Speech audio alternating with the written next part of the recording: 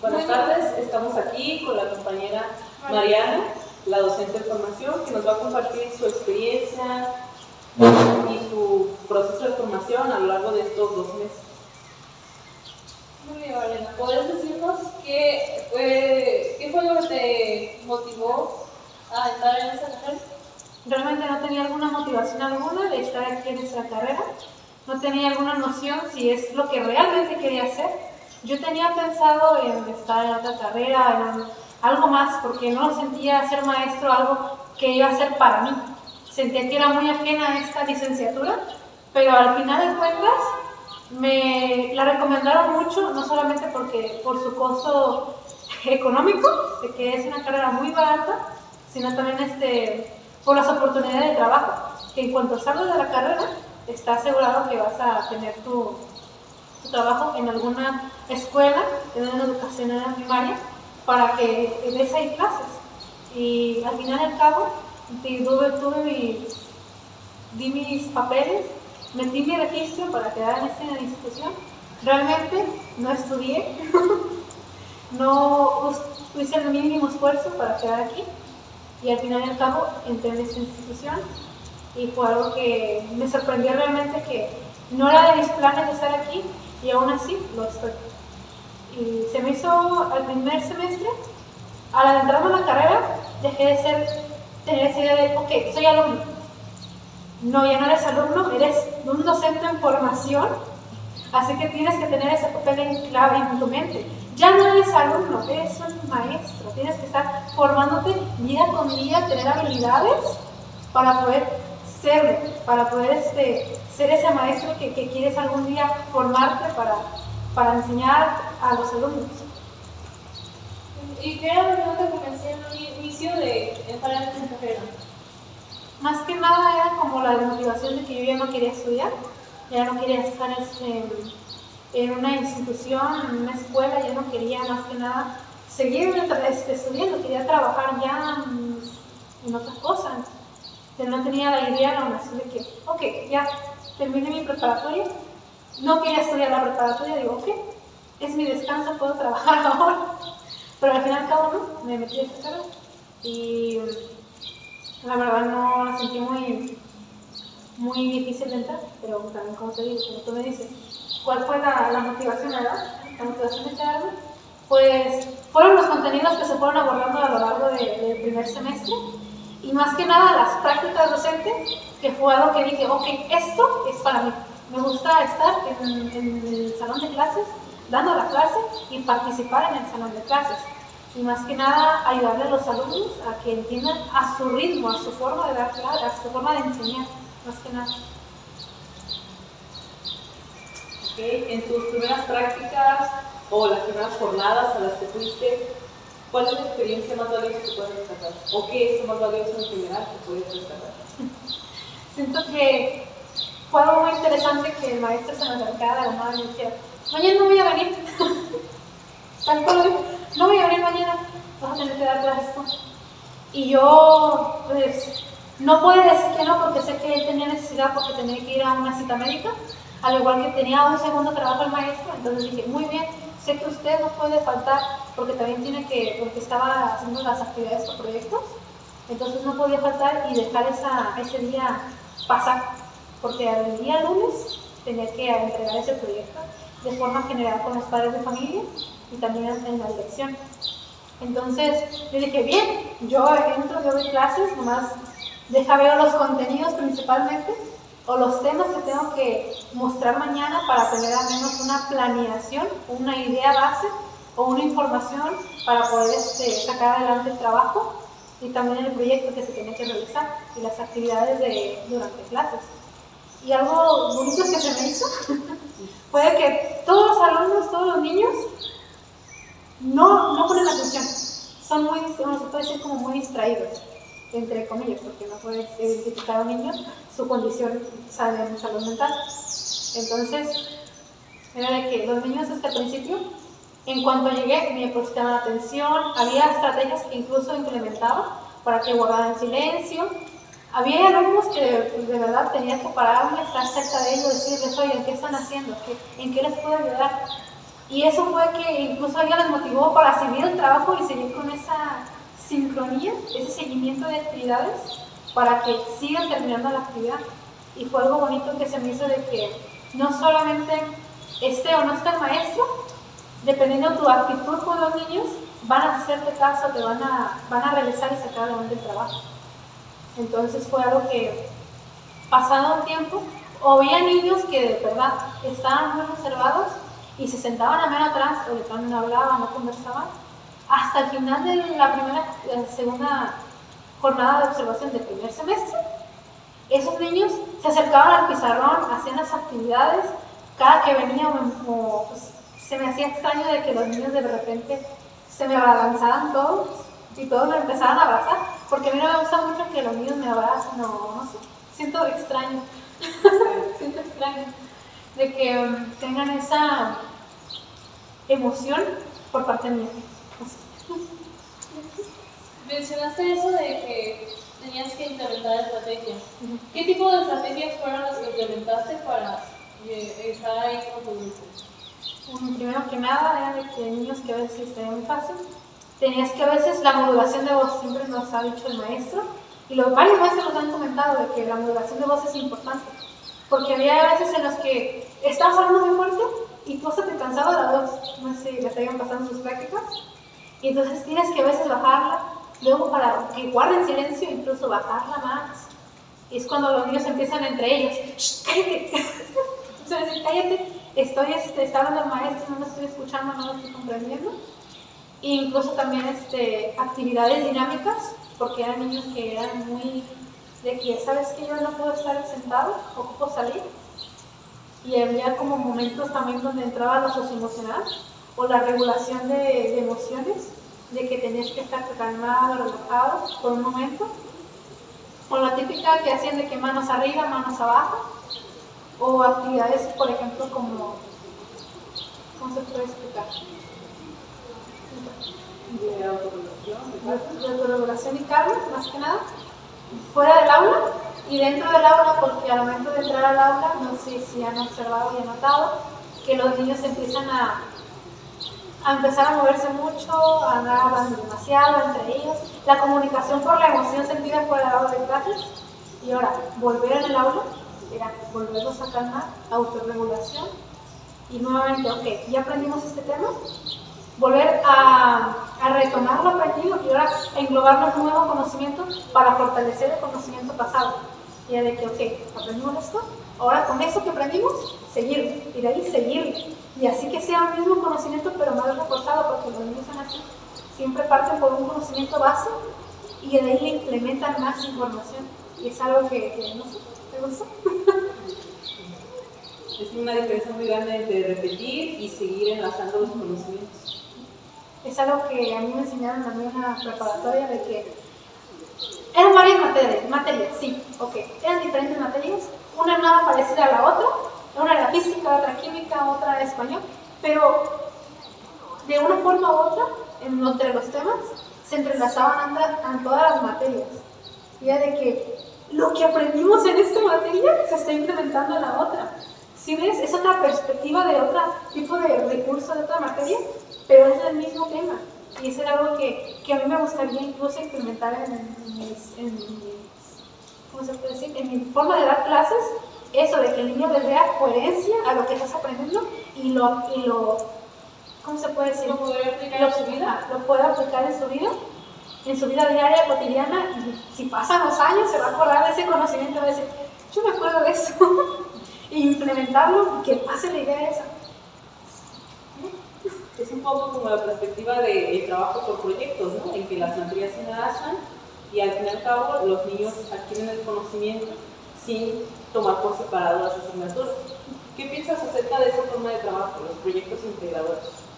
Siento que no solamente te está ayudando y apoyando a ver qué saben los alumnos, sino encaminarlos a un proyecto final que se espera más que nada.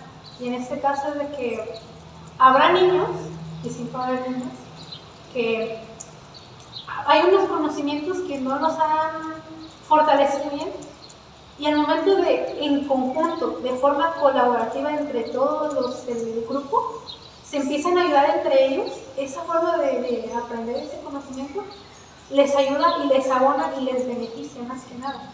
Entonces el trabajo por proyectos se me hace un hecho muy interesante y más que nada en que el docente tenga la noción de cómo hacer que funcione cada una de las materias y hacer que tenga una coherencia al final y un proyecto que diga, ¿sabes qué? Esto es el proyecto final y todo lo aprendido es eso, lo final, lo que es el resultado de todo lo aprendido.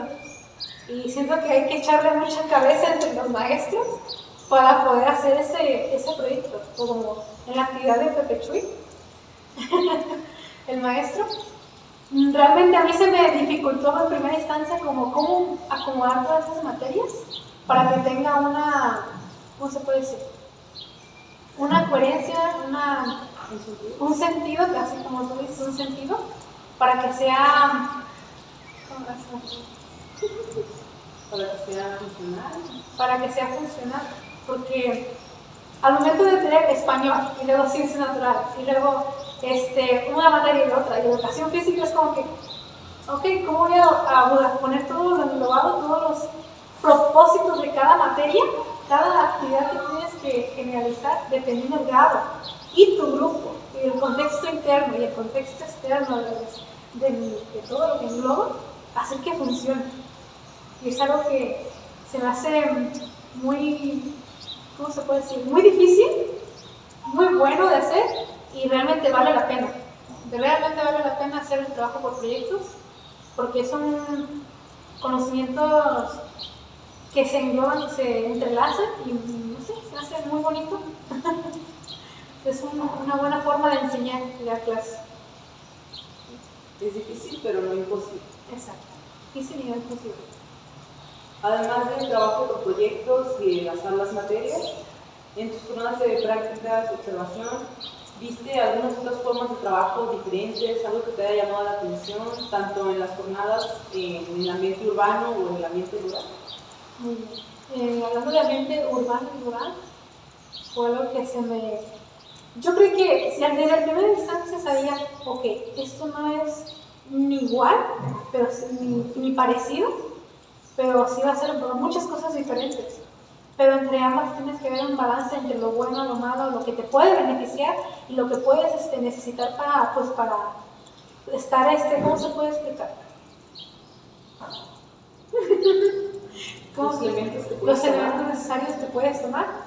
Y además, más que nada, como adaptarse al contexto, tanto interno y externo, y la cultura escolar que tengan los alumnos. Y es de que no es nada igual a la primera semestre que estuve estando en mis prácticas en Ciudad Guzmán, que estando en mis prácticas en Guadalajara, Tapalpa. Fue un contexto diferente, tanto entre los alumnos, que éramos en Ciudad Guzmán, éramos alumnos calmados, relajados a veces, pero muy dinámicos, eran de que les gustaba estar afuera, les gustaba estar, eran muy inquietos en el hecho de que si los dejabas 10 minutos, en 10 minutos se te iban, ya estaban en otro lado, querían hacer algo más. Y en cambio en Juanacatlán fue un grupo muy peculiar. Todos los maestros sí me comentaron que era el grupo tercero B, era un grupo muy problemático, se puede decir así. Era un grupo muy especial que tienes que tener un trato distinto con los alumnos.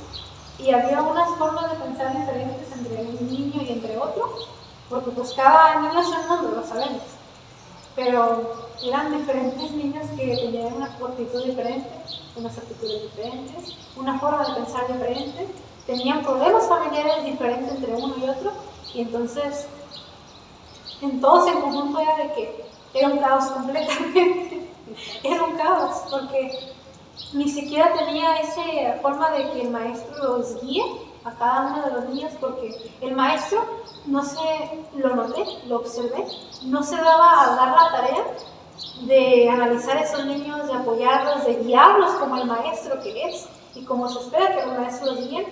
Y fue algo que realmente lo noté porque a comparación, es malo comparar, pero a comparación del primer semestre que estuve en la observación de plantilla, en mis prácticas docentes, fue de que en el primer maestro, el maestro se interesaba por los alumnos, veía que eran alérgicos, qué problemas tanto emocionales, académicos, y todo lo que tenían, ¿cómo se puede decir?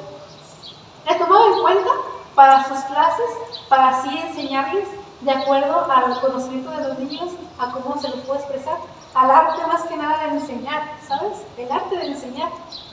Y en cambio, en Juanatellán, el maestro no se interesaba por sus alumnos, no era de que tuvimos una actividad en socioemocional, que teníamos que hacer preguntas de que maestro, ¿cómo usted aborda la materia socioemocional? El maestro solamente nos decía, sí, no. ¿Cómo están los alumnos respecto a su ámbito emocional? ¿Haya habido problemas de parte de los padres de familia? Y lo único que nos contestaba era que no hay problemas.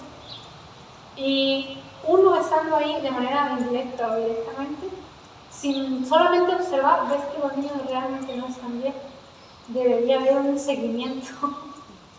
Y ese maestro siento que debió de haber hecho más por los alumnos. ¿Cómo implementarías la educación socioemocional en esa aula? Socioemocional, es que es un tema, una materia, una asignatura demasiado compleja. Y más que nada, como los niños, cada niño es diferente, no le puedes dar un tema en especial a ese niño. Un tema para todos los niños, sino un tema especial para cada niño. Entonces, como tuve dos casos que tuve que observar en el socioemocional, donde uno era una niña que no tenía un padre, entonces siempre quería como esa, ¿cómo se puede decir? Esa atención por parte de una figura más grande que ella. Y ese apego emocional hacia una persona. Y entonces no podía tener un apego emocional hacia el maestro porque el maestro era muy, muy apartado, muy alejado, tanto con sus alumnos, tanto con sus compañeros de trabajo. Y luego veo un niño que era de esos niños que eran muy explosivos, que se enojaban demasiado rápido, se disgustaban, y era de esos niños que no estaba, ¿cómo se llama? Puede decir, no sabía lo que sentía en su momento, pero solamente lo expresaba a base de golpes, a base de insultos, a base de gritos. No sabía expresar sus emociones y tampoco autorregular, más que nada. Así. Entonces, trabajé con esos dos niños de formas distintas para hacer que funcione. Y al cabo de la segunda semana de observación y garantía, esos dos niños se sentaron juntos y ya estaban poniendo atención en clase. Y fue algo que se me hizo bonito porque la niña no le entendía a español y el niño no le entendía matemáticas. Y ambos niños se conjuntaban y se daban como los trabajos, se empezaban a comunicar. Y de un niño que no tenía noción de sus emociones y un niño que no tenía noción de las otras emociones externas, a que ahora se preocupe por alguien más que no sea el mismo, fue algo que me quedé. Es impresionante. Cómo con la atención que es requerida a un alumno puede cambiar hasta su forma de sentarse, su forma de querer estar en clases, porque la niña, la verdad, no quería estar en clases. No quería estar, no entendía bien la materia y decía, yo no estoy por aquí, yo no sirvo estar aquí, no quiero estar aquí. Y tener ese conflicto de un niño de primaria, de que yo no quiero estar en la primaria, por solamente una materia que no entiende, era que, ¿cómo lo encamino?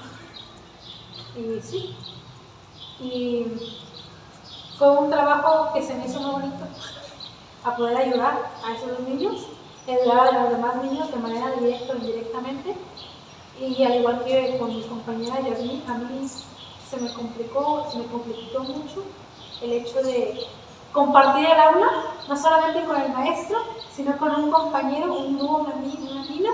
Se me complicó mucho porque no sentía que podía realizar las actividades que yo quería sin consultarla con una compañera de un lado. Okay, ¿qué vamos a hacer? ¿Qué vamos a hacer esto?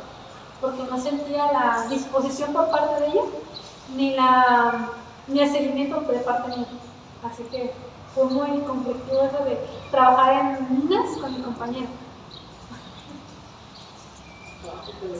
Trabajo colectivo. Hablando de trabajo colectivo, hicimos un trabajo, un proyecto al final, que fue acerca de la diversidad. La diversidad, algo que también me conflictó mucho. ¿Qué fue lo que realizaron en ese proyecto? Mira, yo estoy en el turno vespertino, fui partícipe. Hicimos una serie de actividades, tanto dentro del aula, para concientizar a los alumnos y darles a entender qué significa pues, las capacidades diferentes de cada uno de nosotros y las discapacidades tanto motoras, físicas y mentales de cada uno de nosotros. Y al final, el proyecto final que era que teníamos que haber realizado y realizamos, siento yo con éxito, aunque un poco no tanto al horario que teníamos establecido, que fue un mural acerca del lenguaje de señas y base a las dificultades que tuvimos, a los problemas tanto de colaboración, a los problemas entre el grupo y varias ciertas actitudes que no me agradaban de los varios compañeros y también la disposición que no se obtuvo. Se salió adelante el proyecto a pesar de todo pronóstico de que había tenido. Y fue algo que se me hizo muy bonito de que a pesar de todo esto se logró y hubo también personas que se sumaron a esto, incluso a los niños se vio su interés al momento de que estábamos pintando de que ¿qué es eso? ¿Qué es el S? Oye, ¿qué es esa palabra? ¿Cómo se hace esa manita? ¿Cómo? Y empezaron como que el revuelo y fue algo que sin querer hizo que se diera a conocer nuestro proyecto, porque se quedan con los niños, empiezan a comentar sobre los compañeros, les empieza a decir a la mamá, al papá, y ya los demás papás y los alumnos y los demás conocen lo que se está hablando y lo que se espera del proyecto, y fue algo que a mí me gustó mucho de ese proyecto, y eso fue nuestro proyecto final como para la escuela, para que se queden. ¿Parece entonces que tu proyecto ha tenido, bueno, el proyecto que realizaron ha tenido éxito? Sí, más que nada tuvo éxito también para concientizar a los alumnos, sino para motivarlos, porque incluso hubo motivación de ellos de que, está pintando, ¿qué significa esto? Hubo como que querían saber más, y siempre los niños así dicen que tengan esa emoción de que quiero saber más de ese tema, y y te pregunta y te pregunta y te insiste, y al querer que un niño te insista sobre un tema, está difícil. Y que tenga la motivación propia, o sea, motivación de él mismo, de que quiere aprender más, es como que se debe saber. Y que tú como maestro, que le des esas herramientas, ese conocimiento, que tú quieras transmitirlo y que el niño te escuche y aún así que le das toda esa información que quieras saber más, siento que fue muy valiosa esa experiencia, fue muy valioso haber hecho eso. Pude haber hecho más, sé que sí, mucho más. Y no solamente complicado, sino que a mí se me conflictó mucho, a mí me dio mucho problema en el hecho de que no he tenido buenas relaciones en plan amistades o en plan de estar en una casa, no ha salido bien nunca conmigo. Siempre hubo problemas, siempre hubo como caos y sentía que iba a pasar eso con nosotros. Y dije, ok, entre más lejos esté, menos problemas va a estar. Menos,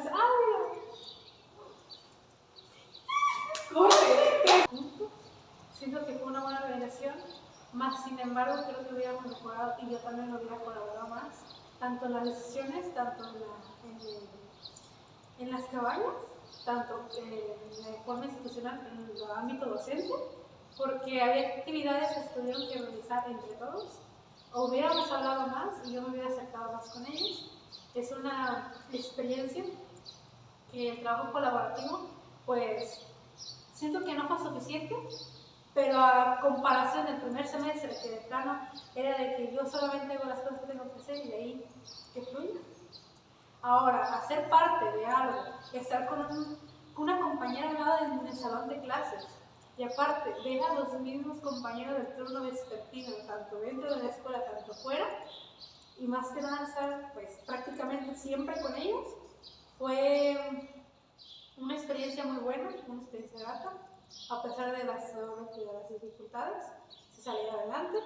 Me llevo mucho y espero más de mí, y sé que cada uno de nosotros tenemos unas habilidades diferentes, y sé muy bien que van a lograr hacer lo que ellos quisieran ser docentes, y si les gustara otra carrera, pues que adelante, que le sigan, que exploren. Al cabo es que el mundo es muy grande, no hay muchas carreras y no hay nada que se lo debe complicar, aunque a veces siento que sea mucho conflicto para ellos, pero como todo, siento que lo van a poder lograr.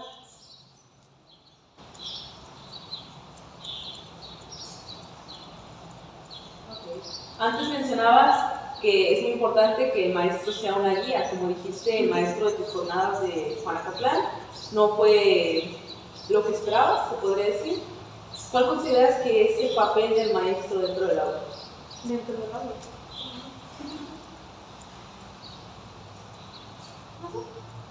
Bueno, ya respetamos lo malo, pero tiene que ser, no, bueno, en este caso como para hablar que el maestro no se preocupaba tanto por sus alumnos, de cómo aprendían, cómo se sentían, qué hacían y cómo expresarle esos conocimientos, cómo transmitírselos y más que nada, cómo guiarlos. Siento que lo principal de ser docente dentro del aula es eso, de que te tienes que acercar con los alumnos, con los padres de la familia, tanto observar o tener en cuenta cómo son los niños, más que nada. Cómo puedes, es como de que, ok, no dejar a ese niño a la deriva que está ahí solo, o a esa niña que siempre está hiperactiva, de que es hiperactiva, déjala que salga, ¿no? Ok, yo tuve un caso que se llama la alumna Juana. Juana, creo que todos lo conocen, desde el turno vespertino, tanto el turno matutino, que era una niña muy hiperactiva. Ella no podía estar en el salón, en la aula de clases, ella no podía estar ahí. Entonces, para poder ver su conocimiento de lo que sabe, era de que, ok, me vas a explicar qué sabes. Le gustaba mucho explicarle a todos los compañeros. Era su forma de aprender. Voy a explicarle a todos mis alumnos, a mis compañeros. Le explicaba a todos. Y ahí te das cuenta que la niña no es hiperactiva, no le gusta hacer nada, ¿no? Es solamente que su forma de aprender era también enseñarle a los demás. Era de que yo abono mi aprendizaje y si le enseño a alguien más, si le ayudo a mi compañero, si me explico, o si me muevo, o si me acerco, o si hablo con el maestro. Y si en cambio el maestro de la jornada de Juanacatlán era de que sí, ya salte, o ya vete para allá, o vete para dirección, pero era como de que la apartaba del grupo, y era algo que a mí no me gustaba. Era de que es parte del grupo, tiene que estar dentro del grupo y ayudarnos a conforme ella nos puede ayudar y de que aprenda de la forma que ella puede aprender. Porque si a esa niña, poniendo en cuenta a esta niña, le das un trabajo que tiene que estar sentada por 30 minutos o por una hora, pues no lo va a hacer y no va a aprender. De manera negativa no aprender. Entonces, eso es una buena forma de pensar, siento yo, de que unos niños van a requerir unas cosas y otros niños van a requerir otras cosas, otros instrumentos, otras capacidades, otras actitudes de un maestro, porque también el hecho de acercarte a un alumno, de que es muy tímido, de que no te gusta hablar y nomás hablarlo muy alejado, muy bloqueado, así, no se te va a acercar, no te va a tener la confianza. Y siento que la confianza entre alumno y docente es muy importante y necesaria, porque al igual, un alumno que siempre anda risa y risa, broma y broma, y jugando de acá, no le vas a acercarte de forma más seria, como algo más emocional, porque él o ella no la va a aceptar. Es como adecuarte al alumno, para el alumno y ayudar al alumno más que nada. Cómo poder sacar provecho a cada una de sus habilidades. Así es. Sacar provecho a cada una de sus habilidades, sus actitudes y actitudes que estén dentro, fuera del aula, y dependiendo a su contexto, tanto su cultura, tanto escolar, tanto la cultura de la escuela que tenga y su contexto. A la hora de la diversidad que mencionas, como los niños que no te puedes acercar de manera emocional a un niño que está inquieto, no te puedes acercar de manera muy brusca a un niño que es muy callado, ¿cómo piensas que un maestro debe lidiar, afrontar ese tipo de situaciones, la diversidad en el aula?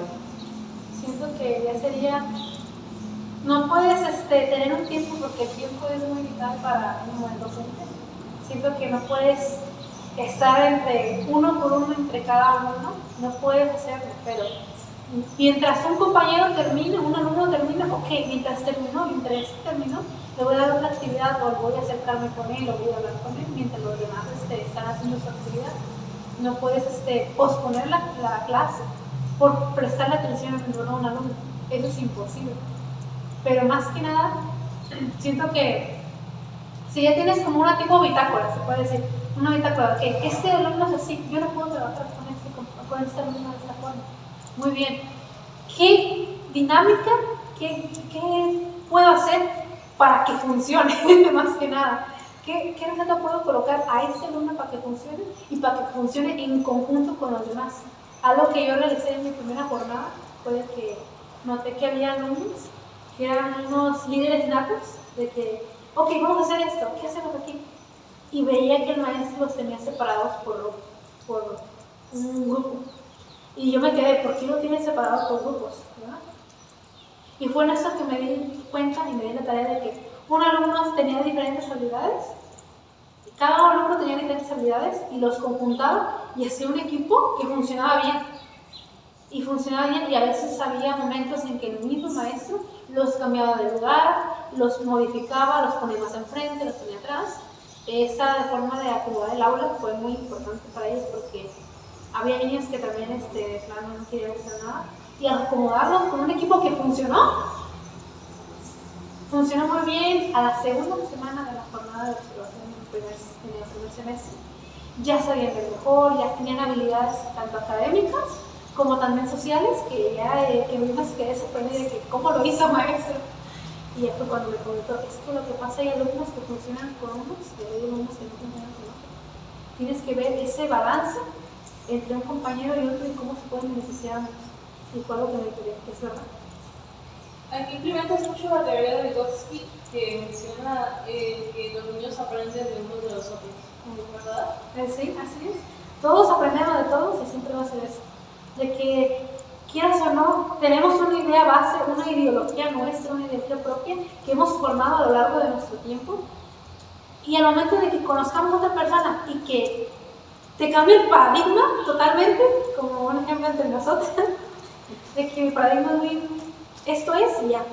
Y de repente viene mi compañera de algo más emocional, es como de que, así es cierto, y te das como que cuenta y como que implementas tu ideología junto con la otra, implementas esas ideas como que, yo no lo había visto así, muchas gracias. Es como de que también tienes tú que aceptar tanto tu forma de pensar, tanto la forma de pensar de alguien más, y no crear conflictos, solamente implementarlo y hacer solamente una misma conciencia y un mismo conocimiento, que aceptes entre una forma de pensar de alguien más y otra forma de pensar de alguien más, y hacerlo conjunto. Es algo muy, no sé, me interesa mucho esa forma. Es algo muy, no sé cómo las palabras, no sé cómo decirlo, muy valioso. Muy valioso. ¿Consideras que las palabras de ese maestro o del mismo Vygotsky, o lo que tú vas a mencionar ahora, de retroalimentarse unos a otros, de unir el conocimiento de todos, las posturas de todos, es parte importante a la hora de aprender y enseñar? Sí.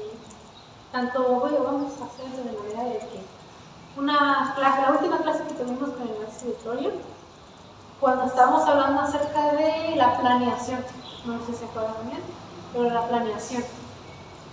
Nos decía un compañero nuestro, que no hace falta mencionarlo, él decía que es importante la planeación. Y otra postura que decía, pero también es bueno improvisar. Y fue que ambas mentalidades chocaron entre una y otra, y luego se sintió el ambiente. Porque uno pensaba de que era una idea rígida, una idea de entre, ok, iniciamos con esto, luego hacemos esto, luego hacemos esto, y luego observas la idea de otro compañero o tu compañera, que de que tienes que improvisar. Y chocaron las mismas ideas, pero es verdad, ambas tienes que tomarlas ambas de la mano. Porque imagínate, hubo un suceso de que tenemos una actividad de español y íbamos a hablar acerca de un animalito, de la actividad para ciencias naturales, y de repente un chapulinito, un grillo, se metió al aula de clases y como son niños se empezaron a gritar, a emocionarse. ¡Ay, dale pantalla! ¡No lo quise aplastar! Y empezaron con ese revuelo. Y esa planeación que tenía el maestro se perdió el tiempo un poquito porque pues tenía que sacar al animalito. Y mientras iba orientando al animalito para que no lo vayan a hacer daño, porque no querían que vieran que el maestro iba a aplastar al animal, pues no. Él lo tomó, lo agarró, y mientras lo estaba cuidando, agarrando al animalito y lo llevaba a otro lugar, estaba explicando qué era ese animalito y qué funciones tenía. Y de que, ok, ya implementaste el español ahí en ese momento, sin querer. No era el animal que querías hablar, no era la actividad que ibas a hacer, pero te sacas adelante. Tenías la noción, es bueno tener la noción de lo que quieres hablar, pero también improvisar en el proceso si es que pasa un acontecimiento que no esperas, porque a veces las cosas no salen como tú lo esperas, como tú lo deseas, pero aún así hay que sacarle provecho a esas actitudes, a esas situaciones que pueden generarse sin querer.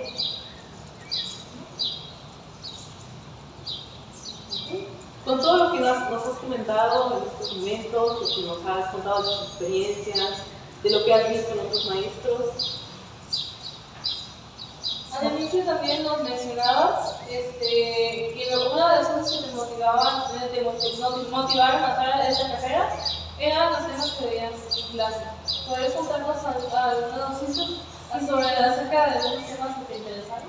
La verdad, siento que es muy pobre la información que nos dan en las mujeres, al igual que los instrumentos que nos dan, las actividades también. Siento que no es lo que yo espero de los maestros y siento que inconscientemente nos dejan a la deriva.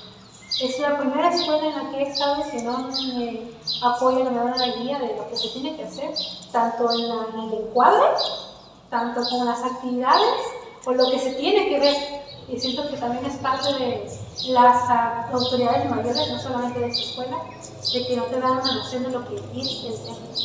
Solamente es como de que, ok, ten 4 o 5 páginas, o ten un libro, o los maestros incluso están investigando, y aún así siento que ese conocimiento se es necesario, se necesita más. Y la verdad, yo me iba a desertar de esta carrera en el primer semestre, nuevamente, ya no quería estar, pero la primera jornada, el primer semestre, y luego la segunda jornada de observación del 15 de Guzmán, estar con los alumnos de una idea diferente. Porque una cosa es ser alumno y otra cosa es ser maestro.